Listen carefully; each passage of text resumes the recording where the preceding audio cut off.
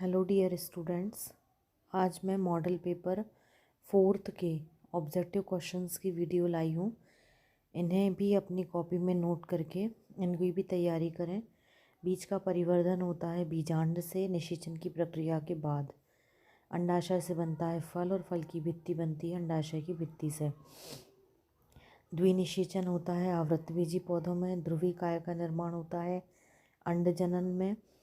मनुष्य में भ्रूणी झिल्लियाँ होती हैं 3, एक्टोडर्म, एंडोडर्म, मीजोडर्म। फिर मानव जनसंख्या का सांख्यिकीय अध्ययन डेमोग्राफी। ट्यूबेक्टोमी का उद्देश्य होता है निषेचन को रोकना। और जन्म दर और मृत्यु दर का अनुपात कहलाता है जनसंख्या घनत्व।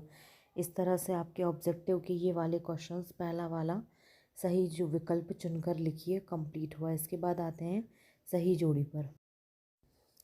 सही जोड़ी में एड्स का आ जाएगा सेक्सुअल ट्रांसमिटेड डिसीज़, मतलब लिंग संचार रोग। फिर प्रतिजैविक की खोज करी थी अलेक्जेंडर फ्लेमिंग।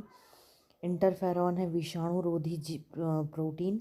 एंथ्रेक्स का आ जाएगा जैव युद्ध में उपयोग किया है। टीबी का बीसीजी नामक टीका होता है। Biogas methane.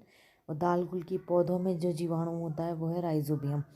इस तरह से ये वाला तीसरा क्वेश्चन हुआ। अब इसके बाद में क्वेश्चन सेकंड रिक्त स्थान की पूर्ति और फिर एक शब्द में उत्तर। मल्टीपल चॉइस क्वेश्चन के बाद में अगला क्वेश्चन रिक्त स्थान है।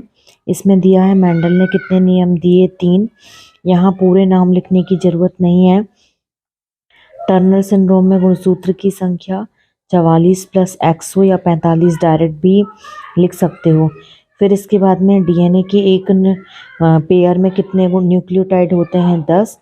फिर ये जो कोडॉन दिए हुए हैं UAA, UAG, UAA, UAG और UGA, इनको क्या कहते हैं? तो नॉनसेंस कोडॉन या समापन कोडॉन या टर्मिनेशन कोडॉन। फिर इसके बाद में दिया है कि प्रत्येक 10 जंतुओं में कीट की प्रजाति 7, 70%, अगर प्रतिशत के फॉर्म में पूछा जाए तो 70।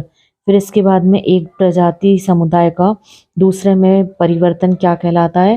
पारिस्थितिकी अनुक्रमण या अनुक्रम। फिर ऐसे जीव जो मृत पादप के शरीर पर निर्भर होते हैं अपने भोजन के लिए, मृतोपजीवी। इसके बाद है सही जोड़ी, वो मैंने आपको सॉल्व करवा दी है।